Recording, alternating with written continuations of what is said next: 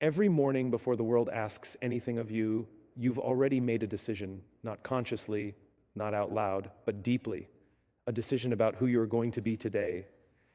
Winning isn't something that happens at the finish line. Winning happens in the moments no one applauds, in the choices you make when it would be easier not to care, because the people who win every day don't wait for motivation. They build lives that create it. So today isn't about big goals. It's about small decisions that compound into extraordinary lives. Let's talk about how to win every single day. Most people wake up every morning already tired, not because they worked too hard yesterday, but because they're carrying a weight they can't name.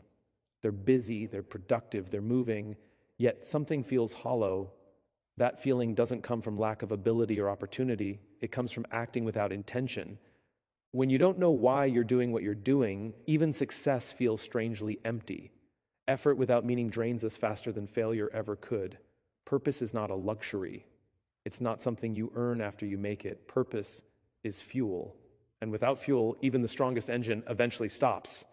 That's why the most fulfilled people aren't necessarily the most talented or the most successful. They're the ones who are clear about what they stand for, clear about what matters, clear about why they get up when no one is watching and no one is applauding. When your why is missing, motivation becomes fragile.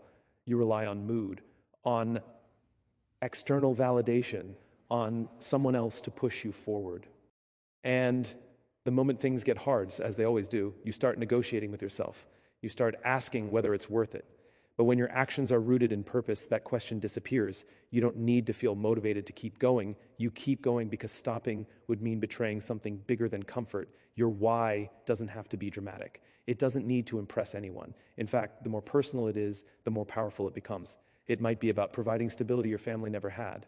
It might be about proving to yourself that fear doesn't get the final word. It might be about service, growth, freedom, impact, or integrity. What matters is not how it sounds, but how it feels when everything inside you wants to quit, and you don't. Clarity of purpose changes how you experience obstacles. Problems stop feeling like signs to turn around and start feeling like part of the path. Long hours feel less like sacrifice and more like investment. Even failure takes on a different meaning. It no longer defines you, it instructs you, because when you know why you're doing something, you stop seeing setbacks as proof that you're not enough and start seeing them as proof that you're trying. People who win every day don't chase happiness. They chase alignment. They make decisions that match their values, even when those decisions are inconvenient. They say no more often, not because they lack ambition, but because they respect their direction. They understand that a clear why acts like a filter. It removes distraction. It quiets doubt. It simplifies choices in a world that constantly pulls you in every direction at once. When your why is strong, discipline stops feeling like punishment. It becomes an expression of identity. You don't wake up asking, do I feel like doing this today? You wake up asking, is this who I am? And when your actions align with that answer, winning stops being something you chase. It becomes something you practice. Every single day, the first hour of your day is the only part of the day that truly belongs to you. Once it's gone, it's claimed by expectations, notifications, responsibilities, and other people's priorities. That's why winning every day doesn't start with talent or luck. It starts with ownership. The moment you wake up, you're either choosing your mindset or handing it over to the world to choose for you. Most people begin their mornings in reaction mode. They reach for their phones before they reach for clarity. They absorb bad news, other people's stress, and someone else's agenda before their feet even touch the floor. By the time they start their work, their mind is already cluttered, their focus scattered, and their energy spent. They don't lose the day because they lack ability. They lose it because they never claimed it. Winning the first hour is not about productivity hacks or rigid routines. It's about intention. It's about deciding who you want to be before the world tells you who it needs you to be. That first hour sets the tone for everything that follows. It trains your brain on what to prioritize, what to ignore, and how to respond when pressure shows up later in the day. When you begin the day deliberately, you create a buffer between stimulus and response. Instead of reacting emotionally to problems, you approach them thoughtfully. Instead of feeling rushed, you feel grounded. Instead of being driven by urgency, you're guided by clarity. This is how calm confidence is built, not in moments of success, but in quiet moments of preparation. The people who consistently win understand that energy is not something you find, it's something you generate. And the first hour is where that energy is created, whether it's reflection, movement, learning, planning, or simply sitting in silence. What matters is that it's done on purpose. These moments are not wasted time. They are an investment in focus, resilience, and self-respect. Winning the first hour also sends a powerful message to yourself: I matter. It tells your mind that you are not just a tool for other people's demands, that your thoughts, your goals, and your well-being are worth protecting. Over time, that message reshapes how you show up. You stop feeling behind before the day even begins. You stop feeling like life is happening to you. You start feeling like you are leading it. Even on chaotic days, the impact of a strong start lingers. When challenges arise, and they will, you're less likely to spiral. You've already grounded yourself in purpose. You've already reminded yourself what matters. That doesn't make the day easy, but it makes you steady. And steadiness is what separates those who merely survive the day from those who win it. The first hour doesn't need to be perfect. It just needs to be protected, because how you start is how you continue. And when you consistently begin your days with intention instead of interruption, winning stops being accidental. It becomes inevitable. Most people don't avoid difficult tasks because they're incapable of doing them. They avoid them because discomfort triggers doubt, and doubt whispers convincing stories. Stories like, I'll do it later, or I need to feel more ready, or now isn't the right time. But the truth is, readiness is rarely a feeling. It's a decision. And the longer you delay the hard thing, the louder fear becomes and the heavier the task feels. The hard thing is usually obvious. It's the phone call you keep rehearsing in your head, the project you know could change everything if you committed fully, the conversation you've been avoiding because it might create tension or reveal truth. These are not just tasks, they are turning points. And the people who win consistently are not braver by nature. They're simply quicker to act before fear has time to take control. Doing the hard thing first shifts the power dynamic. Instead of letting anxiety dictate your schedule, you dictate your courage. You prove to yourself that discomfort is survivable, temporary, and often far less painful than the anticipation of it. The moment you face what you've been avoiding, something unexpected happens. Clarity replaces chaos. Your mind frees up. Your energy returns. The weight you were carrying quietly disappears. There's a hidden cost to procrastination that most people never talk about. It's not just lost time, it's lost trust in yourself. Every time you postpone what matters, you reinforce the belief that your comfort comes before your growth. Over time, that belief shapes your identity. You begin to see yourself as someone who hesitates, who overthinks, who waits. An identity, once formed, becomes difficult to challenge. When you choose the hard thing first, you interrupt that turn. You begin to see yourself differently, not as someone who avoids discomfort, but as someone who moves toward it with intention. Confidence doesn't come from positive thinking. It comes from evidence. Evidence that when things are uncomfortable, you still show up. That evidence compounds quickly. Doing what's difficult early in the day also changes how the rest of the day feels. Tasks that once seemed overwhelming shrink in comparison. Momentum builds. You stop dragging guilt behind you like an invisible anchor. Instead of constantly thinking about what you should be doing, you're fully present in what you are doing. Hard things don't get easier with time, they get heavier. But you get stronger by facing them. Each difficult action expands your capacity for the next one. Each uncomfortable decision stretches your tolerance for uncertainty. And eventually, what once terrified you becomes normal. Not because fear disappears, but because it no longer controls you. Winning every day isn't about avoiding struggle. It's about choosing growth over comfort, action over hesitation, and courage over convenience. When you do the hard thing first, you don't just complete a task, you train your character. And that training is what carries you forward. Long after motivation fades, every relationship in your life is built on trust. Yet the most overlooked one is the relationship you have with yourself. Self-trust is not something you're born with, it's something you earn. And you earn it the same way trust is earned anywhere else, through consistency, through doing what you said you would do, especially when it's inconvenient, uncomfortable, or unseen. Most people think confidence company.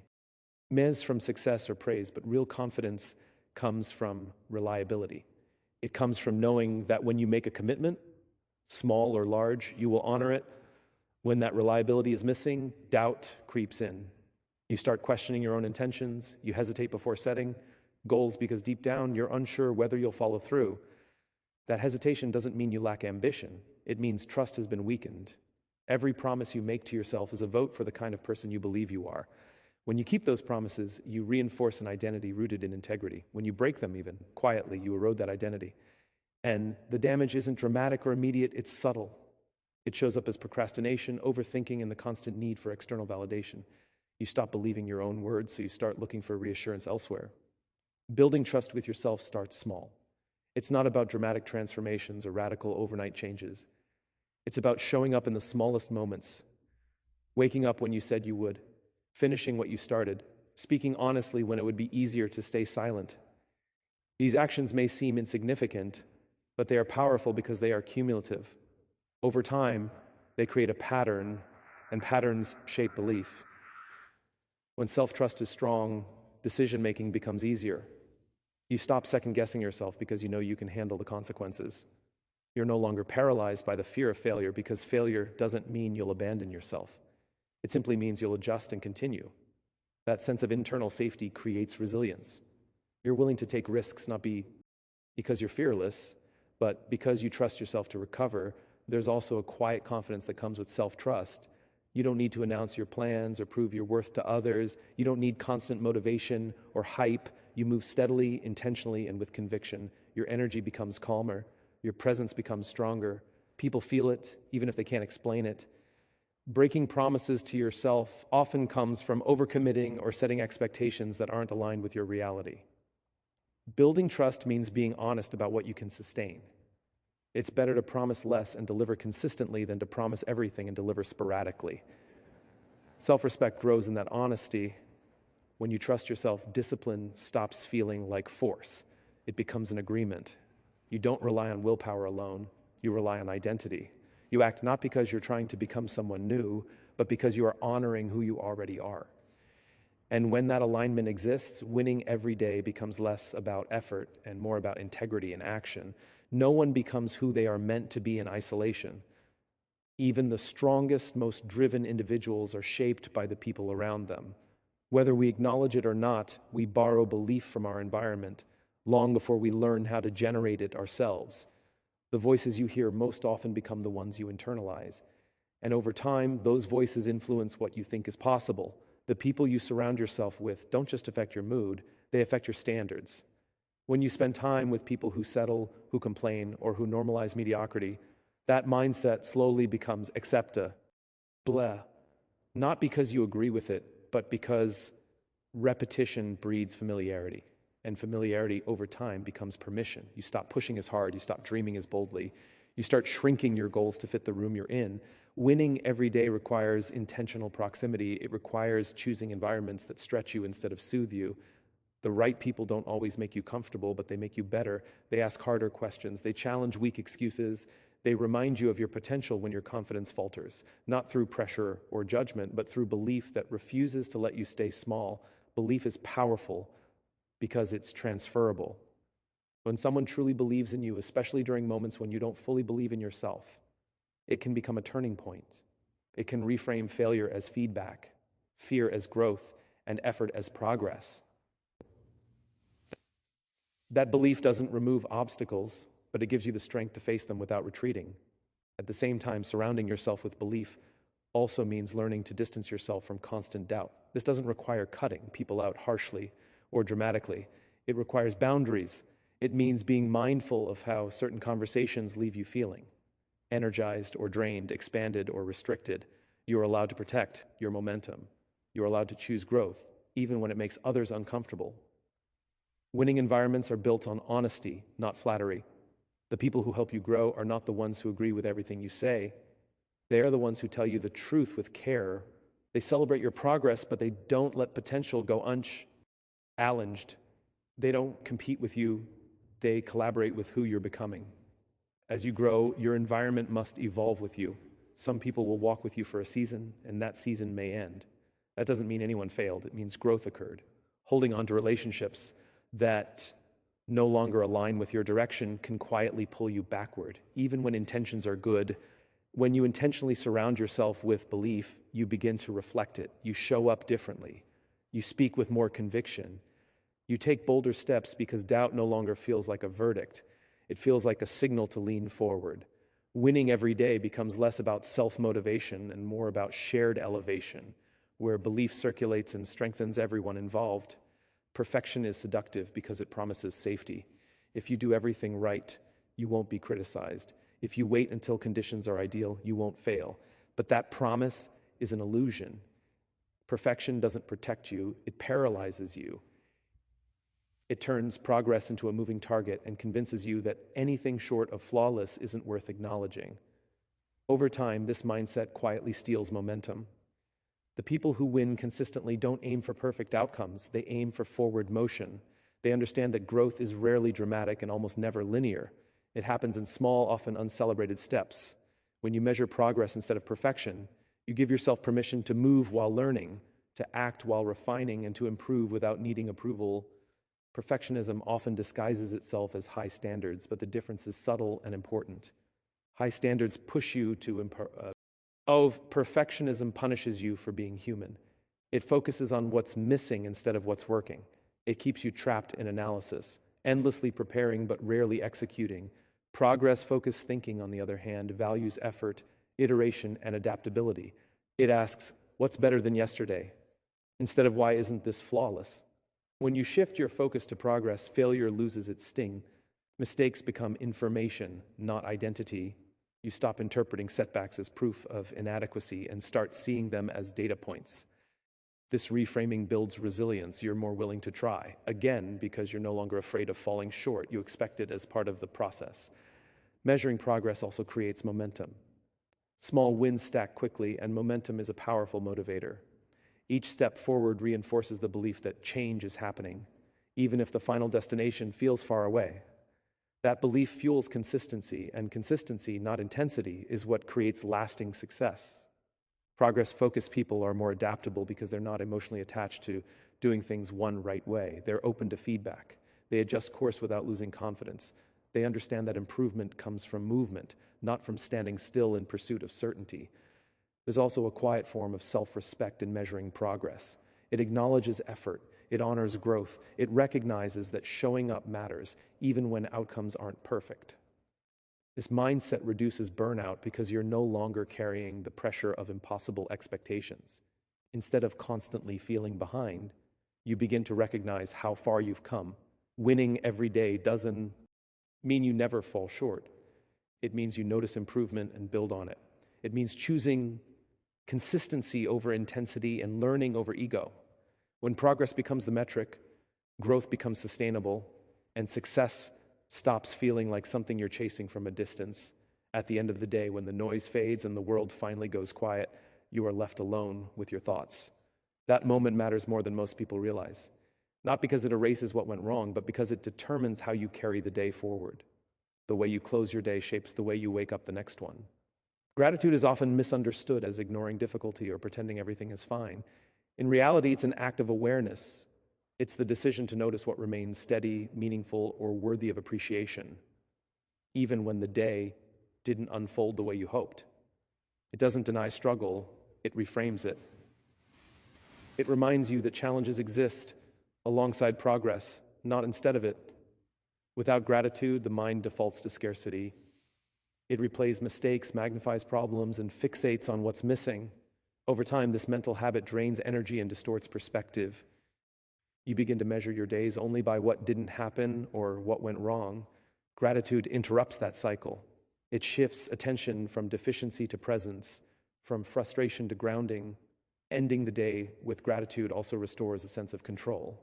You may not have been able to influence every outcome, but you can choose how you interpret them. That choice is powerful.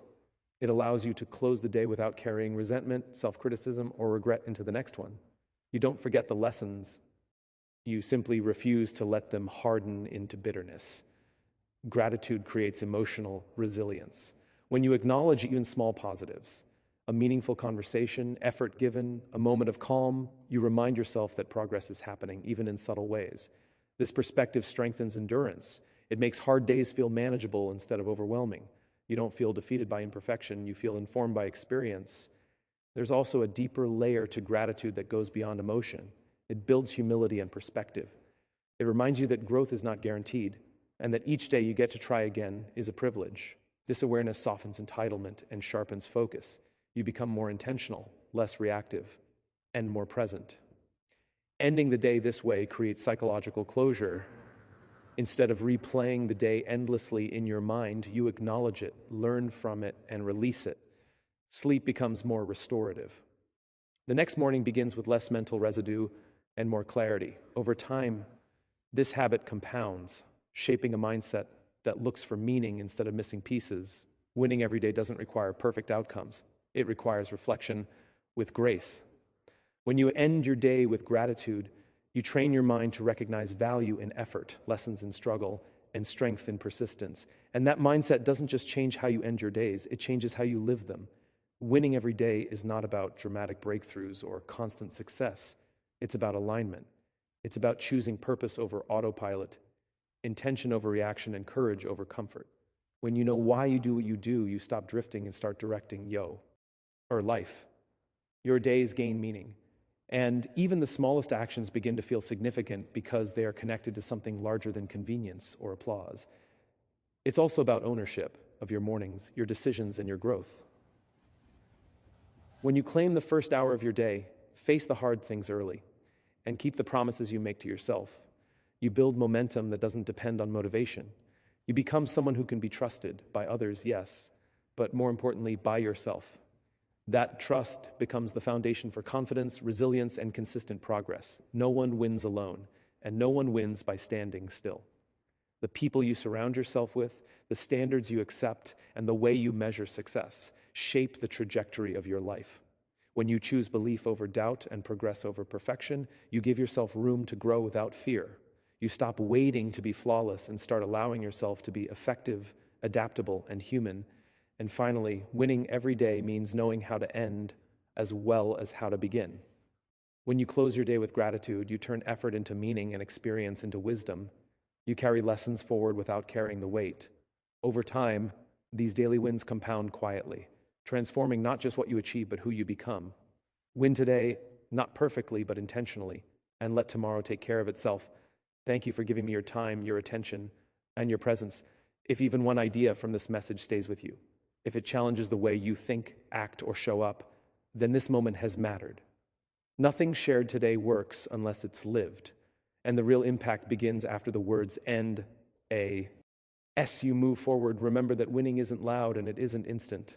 It's built quietly, daily, through intention, courage, and consistency. Carry what resonates, question what doesn't, and make it your own. Growth was never meant to be copied. It's meant to be practiced.